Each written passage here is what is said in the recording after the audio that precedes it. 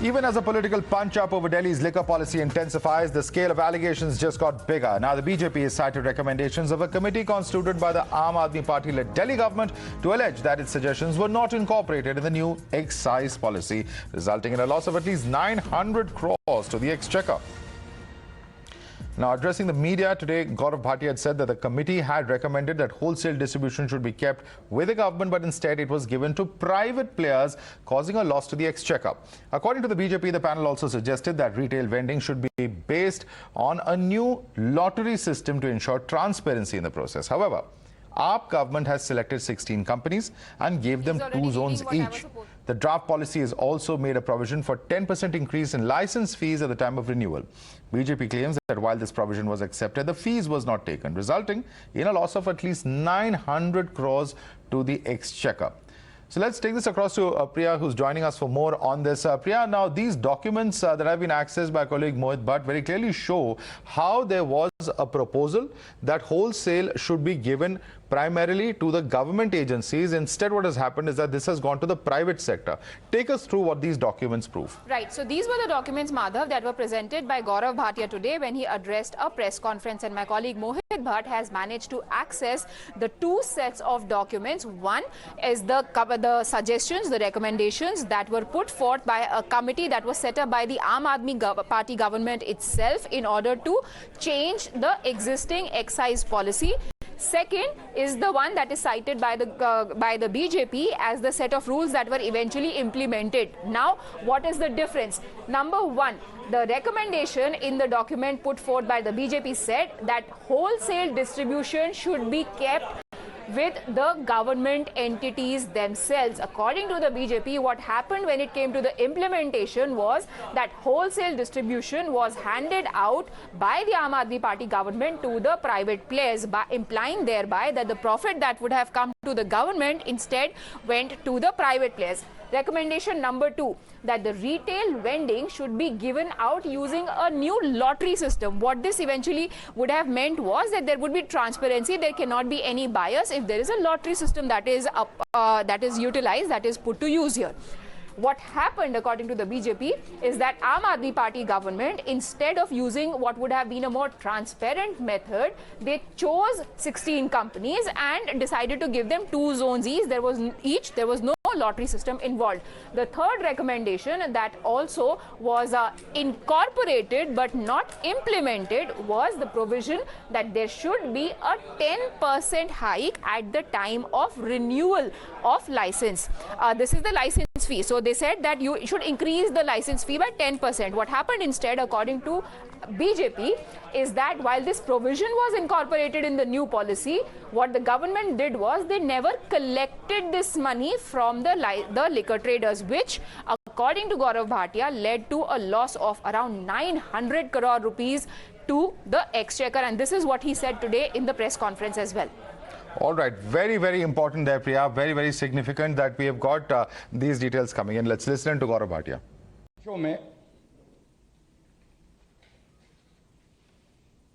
कि 10% जो है वो लाइसेंस फीस को बढ़ाया जाएगा रिन्यूअल पे।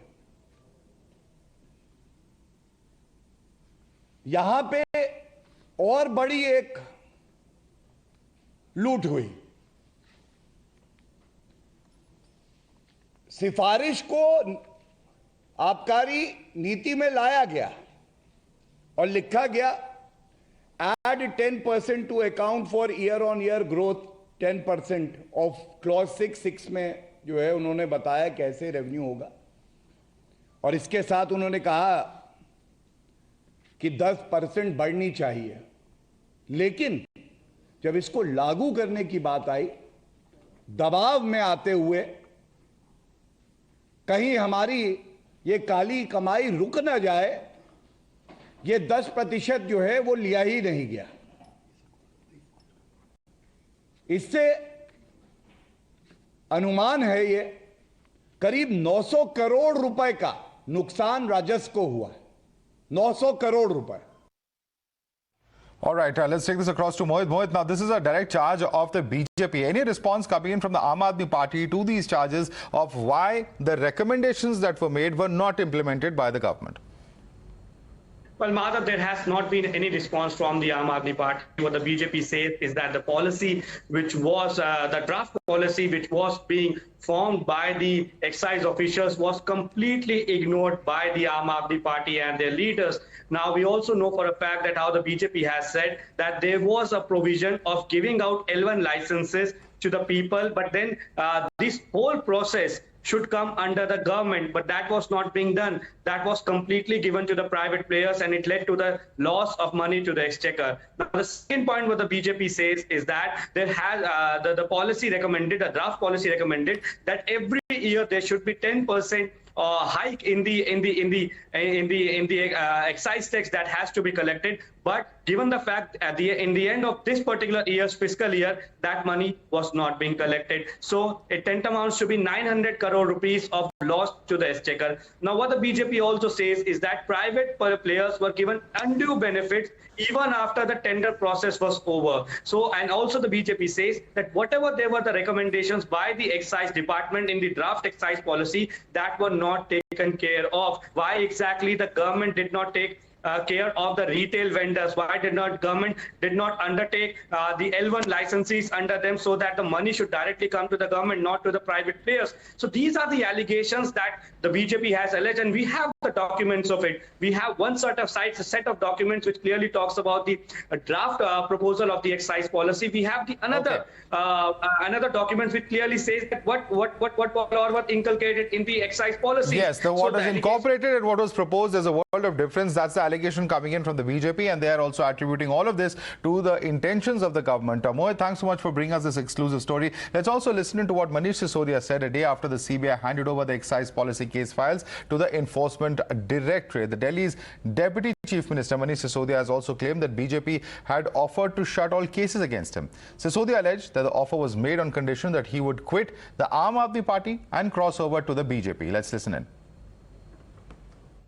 पार्टी तोड़ के बीजेपी ज्वाइन कर लीजिए और हम आपको सीएम बना देंगे, क्योंकि हमारे पास में कोई सीएम कैंडिडेट नहीं है वहां पे दिल्ली में भारतीय जनता पार्टी में। इनकी सच्चाई तो मैं जानता हूं, क्योंकि ये सारे केस फर्जी हैं। मैं एक ईमानदार आदमी हूं। इनफैक्ट मैं अरविंद केजरीवाल जी की टीम में हूं ही इसलिए कि मैं एक कट्टर ईमानदार आदमी हूं। और रही सीएम कैंडिडेट बनाने की बात, सीएम बनाने की बात, तो मैंने स्पष्ट किया कि मेरा सपना सीएम बनना नहीं है। All right, let's take this across to our guests who are joining us. With us is RP Singh, National Spokesperson of the BJP. Kailash Adhikari is MD of Governance now. Also with us is Dr. Sumanth, Raman, Political Analyst. Dr. D.K. Giri is also Political Analyst. Sumanth, Raman, let me start with you. Now, the allegations are very clear. Today, the BJP has held a press conference. They are alleging that you have a situation where there was a proposal made in the draft policy. But, of course, the government is free to accept or, reject proposals. But they are alleging that if wholesale distribution had stayed with the public sector rather than the private sector, this loss of 900 crores would not have happened, and that is a huge amount that is being alleged over here. How do you respond to that? Madhav, I think what you should do is you should look at all the CAG reports year after year. All of them point out policy decisions where there has been revenue loss to the government or how things could have been managed better. These are policy decisions. A draft report is prepared. The government, no government is under an obligation to accept the draft report in toto. They can take some elements from the draft report. They can summarily reject the entire draft report. These are policy decisions of the government. There may be loss to the exchequer. For instance, the government may have consciously wanted to help the liquor outlets during the period of COVID, because they might have suffered losses in that period of time. Government all over the country have forsaken their own revenue and provided support to various businesses during the period of the pandemic. Now, my simple point is, there is a huge issue of confusing policy decisions with scams. Scam has to establish quid pro quo. Without a quid pro quo, there is no scam. I don't think the BJP seems to understand this. Loss to the exchequer happens every time a government decision on cutting but then some tax. Sumanth Raman, one second. One other questionable aspect. One second, sir. Hear me out. Let me very quickly, because we have limited time. There is another questionable decision. Other questionable decision is this: that when a lottery system in allocating retail vends is being suggested, why then go and select 16 companies and allot them 2 zones each? Doesn't that raise some serious questions? If there was a lottery system, it would have been transparent. Look, the point is, these are decisions which have been made by the Delhi government in full public view. They have not been hidden. They are not smuggled under the carpet. Now, question is, where is the quid pro quo? If you show that Mr. Manish Sisodia was paid a sum of money by some of these contractors, where is the quid pro quo? Unless you can establish that there was some kind of ill-gotten gains or some kind of favor that was done in return, you cannot call this a scam, is Sumanth Raman's charge. Please respond to Sumanth Raman. RP Singh. Madhav, before I tell you about the charge and Sumanth Raman's question, let me make a disclosure today.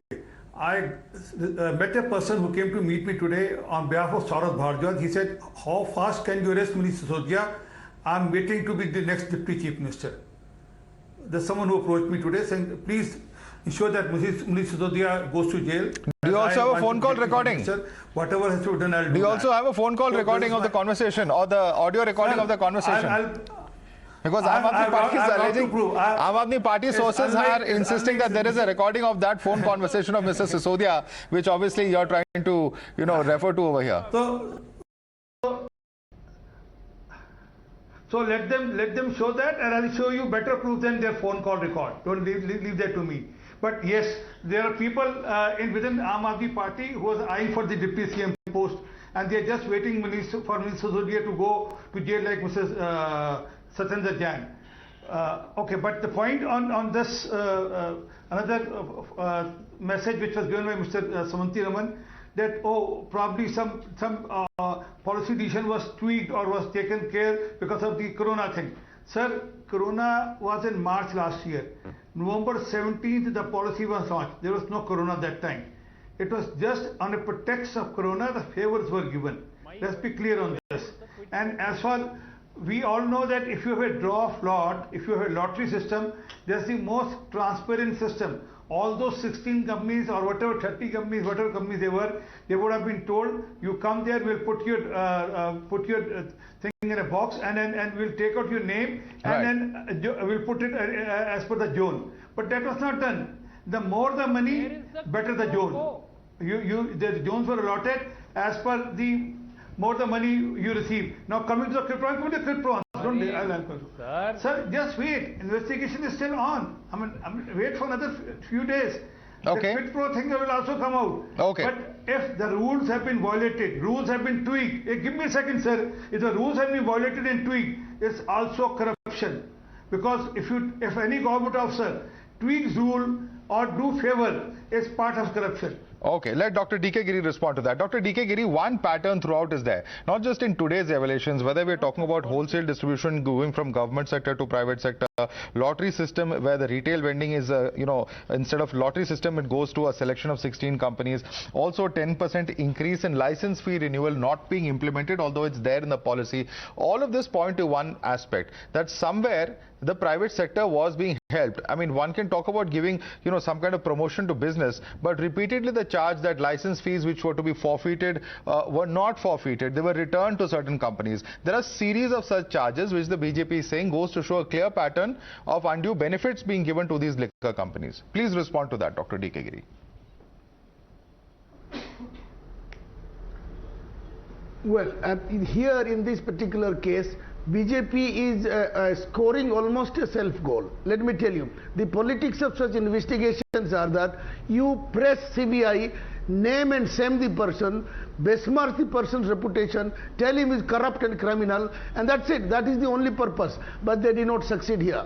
If you the press conference by Bhatia that you showed, even there he said, Anuman hai. Anuman hai matlab it is conjectural. It is notional.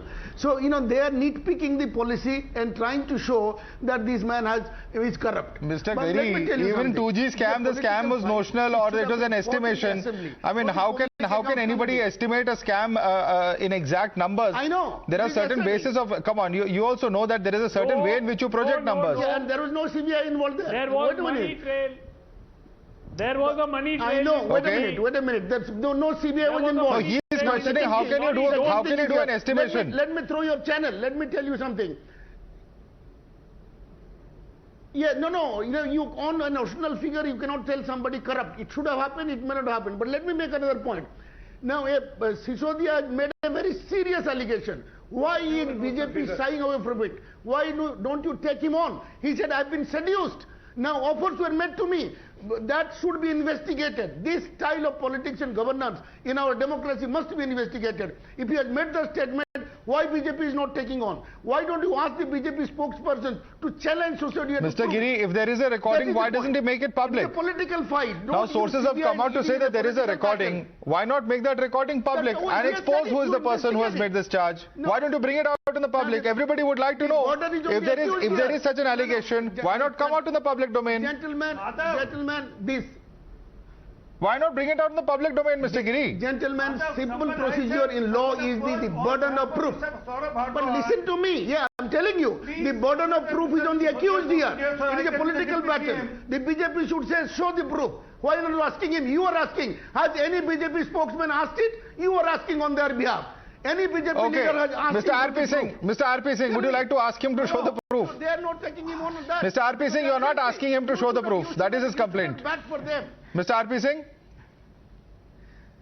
Yes, absolutely. I on record is saying Mr. Sisodia should please present that video, audio or whatever proof he has to substantiate his allegation. But let me tell you, let me go to the part. Yesterday it was that lookout notice has been issued. 9:15 that tweet was sent by Mr. Sisodia. 4:30 Atishi says no lookout notice. Again today, oh someone has come to seduce me. Every day something else will crop up tomorrow. Because they want to deflect people's attention from the core issue of scam. All right. Let me quickly bring in Kailash Adhikari, the only panel member who hasn't yet spoken. Kailash Adhikari, where do you see this headed? Because, on the one hand, you have the Aam Aadmi Party, which is coming up with fresh allegations. Yesterday it was lookout circular. Today it was, of course, whether there's a recording and whether there's an attempt to intimidate or, move Mr. Manish Sisodia, pull him towards the BJP. Now, of course, you have these other allegations happening. But what you have on the other side is Aam Aadmi Party also saying that in terms of actual evidence, what has the agency yet got? That is a question that they are repeatedly asking. Madhav, firstly, I'd like to say that the Deputy Chief Minister of Delhi saying that, the BJP tried to lure him and this and that is a very loose talk.